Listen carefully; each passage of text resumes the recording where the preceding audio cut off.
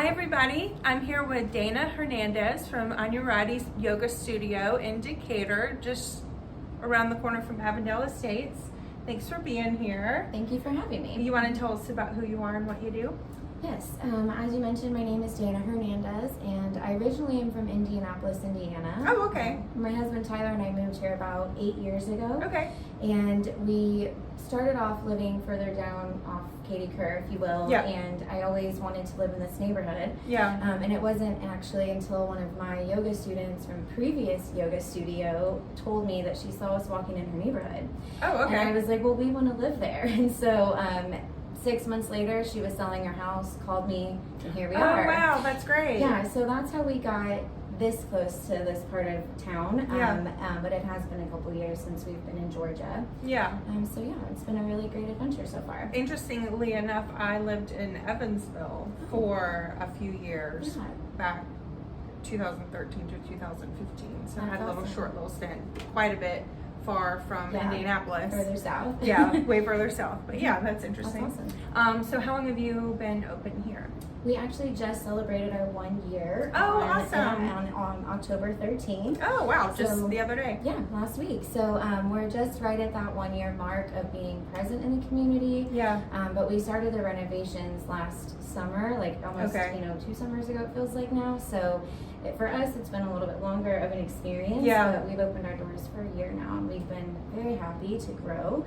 Yeah. Gaining more teachers since I was the only teacher for a long time. I was going to ask how many teachers you Yeah, have. and now we have 3. Okay. And we also have another one joining the team in November. So Oh, that will okay. make us a nice, strong team of 5. Yeah. And we're all employee based, which is very unique Okay. from other yoga studios, which are mostly contract paid. Yeah, so you're W-2 then. Yeah, so Yeah. our employees here get paid every minute they're here rather Yeah. than every head in the class, which is really important to me because I want that to be fair and I want Yeah. it to be consistent for our members as well. Yeah, that's great. So what kind of classes do you offer? We have 4 different class styles, Okay. and I try to remain as objective as possible. So you won't Okay. see things on our schedule like advanced yoga or Okay. yoga for beginners, because that's just a barrier. So I get if you that. can come to yoga at that time of day, come to yoga, and we'll make sure it's accessible. Yeah. But ultimately, we offer yin, Piyasya, which is our version of a slow flow, Okay. Vinyasa, and Ashtanga. So all very Okay. traditional styles of yoga. Piyasya? Yeah, it's a Sanskrit word for slowly flowing. Oh, okay. Yeah, so we just kind of use that to label our classes as slow flow instead of calling it slow flow. Yeah. I don't want people to think that it's for a beginner, Yeah. or something like that. Yeah, that makes sense. It's truly just the style of yoga that you're practicing. How many students do you have? Is In that- each class, we have 2 yoga rooms, and we have 1 room that holds a maximum of 12, Okay. especially if we're all using props. We can squeeze about 15 in there if not. And then the other room holds anywhere from 10 to 12. Oh, okay. So we like the small class sizes so Yeah. that our teachers can pay attention to the people in the room, Yeah. rather than just kind of teaching a blank, vague class, Yeah. every day. So we're really able to connect more, but also when you're here, you can just be here, and if you don't want to be bothered, you won't be bothered. Yeah. You can come in and go if you like. When I did Bikram in Evansville, the class size was like, I think there were like 20 to 30 people in every class. Yeah. So, you would have a teacher come over and, maybe do a little bit, but it wasn't like kind of personalized and tailored. That's kind of what Right. you're talking about. And it also helps us too because we're offering the same yoga styles, so you won't think like, oh, my classes are way harder than another teacher's classes. Because Yeah. we're trying to offer the same style of class every time. Yeah, accessible. Right, so it just kind of takes that away, and then also it allows us to see who's coming to class, and we know you. Yeah. So then we can immediately change, the flow we intended to what's going to cater to the people coming to the class. Yeah. So, as far as your teachers, and you guys are just getting started, but how are you engaging with them, keeping them motivated? So staffing and having a team, being a part of customer service is a huge part of my life and my other profession as well. Okay. So it's very important to me that they feel taken care of Yeah. and respected. So I don't put things on them like extreme cleaning duties or Yeah. marketing responsibilities. And also I think paying them by the hour is quite a benefit, because they don't have to rely on me, you know, pushing a class more than someone else's class, or forgetting to make an Instagram post, and now that teacher's, you know, not gonna have people coming, or whatever it might be. So I really try to just stay fair, consistent, and overall make sure that they're always learning something else. So providing new opportunities for them to get training, new class styles to learn, etc. Are you open 7 days a week? We are. Oh, we have okay. classes every single day. Oh, wow. Okay. And depending on what time, and we also have a gym in the back of our studio. I thought I saw that. Yeah, and that our gym is open 3 times a week usually, and we're looking toward having it more open regularly, like during the morning and the afternoon, once we have a front desk staff. So what all does the gym include? I mean, what all equipment and stuff? So we have mainly a body weight and resistance style gym. Okay. So no cardio machines, no heavy weight machines. Okay.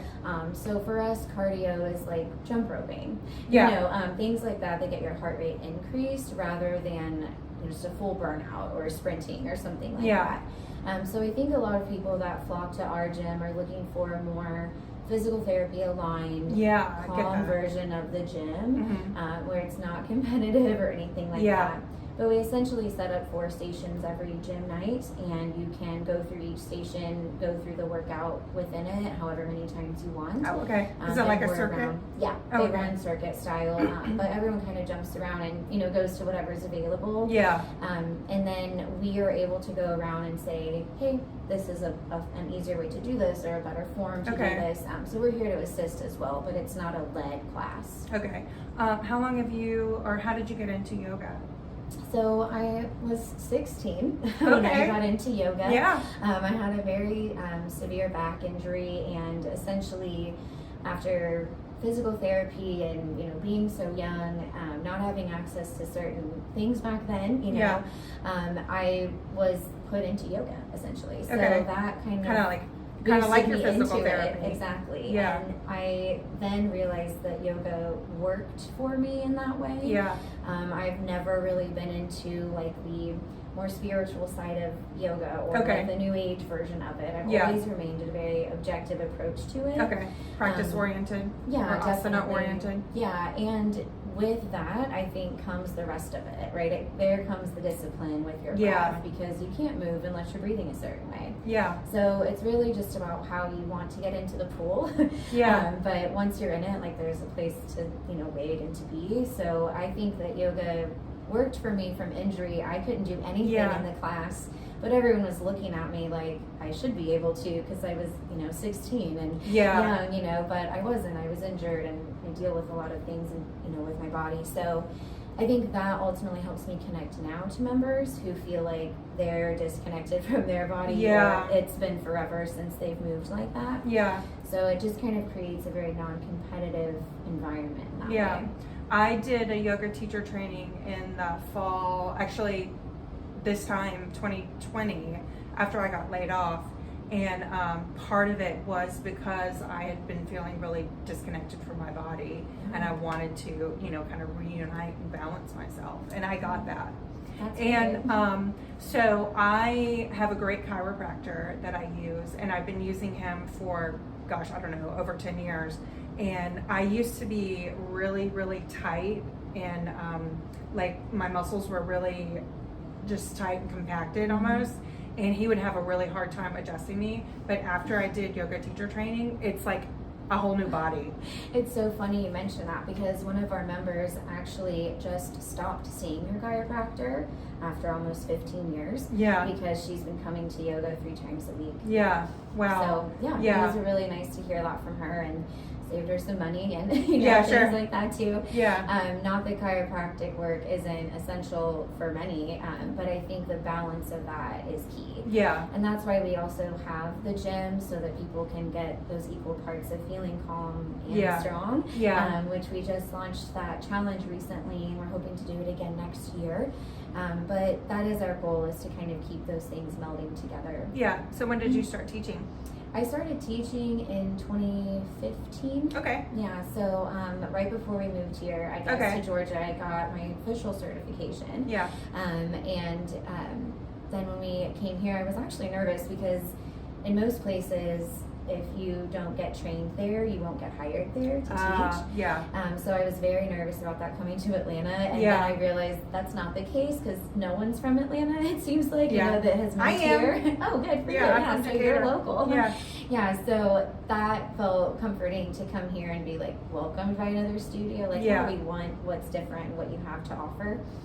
So I'm finding that to be fun now as we bring on new teachers, and some of people that I taught that were students several years ago are now teachers coming to teach here. Great. So that's pretty cool. Yeah, I have never taught. It was like one of those things where the more I learned, like got into the material, the more I realized, oh my gosh, I have so much more to learn. Yeah. So, I'm like not ready to be in front of a class just yet. Yeah. But I am going to take another 200-hour course and just really dive deep into it. It's an online self-pace, so I can just, get super involved as much as I can when I can at my convenience. Yeah, that'll be very beneficial. Yeah. I would say maybe a handful of people from my teacher training actually taught. A lot of them were there to just deepen their own practice. Yeah. That's common, and I feel like people get trained and then don't do anything for years, and then they comes back where they can. So. Yeah. That's kind of how I would like to at some point teach, but I need to get my confidence up about being able to articulate. Yeah, it's tough, and it's funny because in 2020, obviously, I lost my Montessori teaching job. I'm a Montessori teacher by trade, and so I kind of just had yoga to rely on. So I had a lot of yoga to teach virtually, and I started having to demonstrate more. So that really took my practice much further because I was doing hours of yoga a day. So the practice of laying back and laying off was something new for me. But then when I started this studio and was teaching like almost 100 classes a month. Oh my god, like a lot. So I'm like, we need teachers. They need to stop just hearing from me. That's incredible. But, and I mean, we offer over 70 classes a month right now. And I was teaching majority of them to begin. One of those small business things that you just have to do. Absolutely. And obviously, I have the help of my husband to be around and help unlock the door at the right time. Bring in the toilet paper. Exactly. So we've been able to make it as a duo for quite some time. That's great. Having the teaching staff and having those hours back on my schedule to do other things is helpful. So you've got the background of the Montessori teaching. How long were you a teacher? I've been a Montessori teacher since I was 18. Oh, wow. In college. So I would actually go to my classroom in the morning and then go to my classes later in the day. Going through school. So I've done that for a long time, and then in about 2013, 2014, I kind of switched into a more administrative role at schools and became a director. Started having to work for a lot of small business owners. Right under them, because I was basically their operations person at that point. So it honestly came from a lot of that work and having to do it on my own, being expected to act like the owner even though I'm not getting the benefits of being the owner. So it's always been in the back of my mind that when the right place opens, I'll open a school or a yoga studio. And so after the last few years and whatnot, this just really made sense, especially after we lost a studio that was quite a pillar in the community in the past.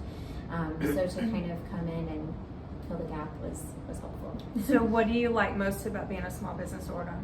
What I love most is that I can actually have an opportunity to give you all something that I know this community needs. I definitely don't come into this from a extreme profitability mindset or a set and forget mindset. I want this to be something that can grow and can continue to be what people want it to be. A living entity. Exactly. I'm not really selling a product. I'm trying to get people to change their whole lifestyle and add this in. No pressure.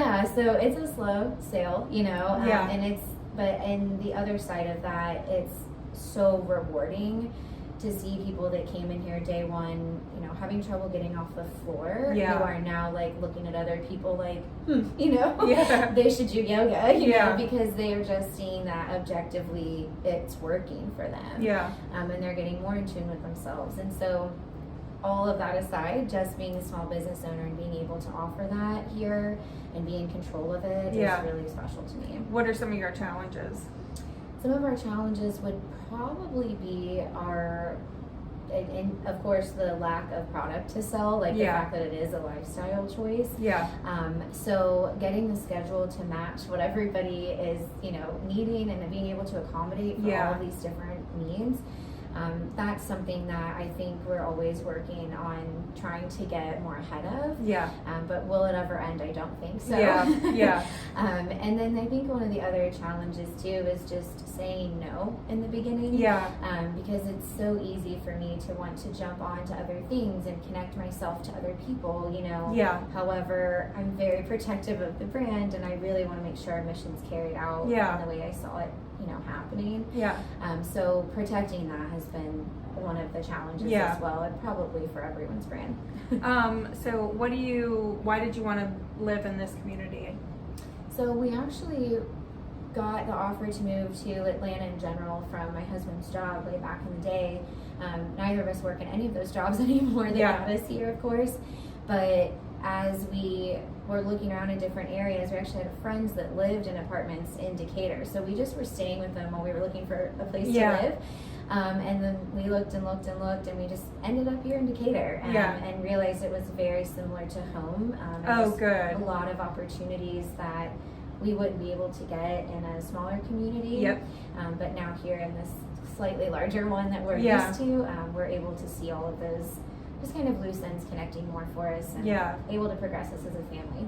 So I love, one of the things that I love so much about Decatur is it kind of has that small town feel within the broader community. So definitely. It helps me feel like I am a neighbor, but not everyone's in my business. That's a great way to put it. Because it is challenging, as you mentioned. What are some of the challenges is being part of the neighborhood. Everyone knows where I live, and everyone, sees me at the grocery store and everything. So, you're a celebrity. Always having to, remember someone's first name, and always, trying to make that connection even outside of these walls. Is something that I think we all work on. But being a teacher's helped me with that.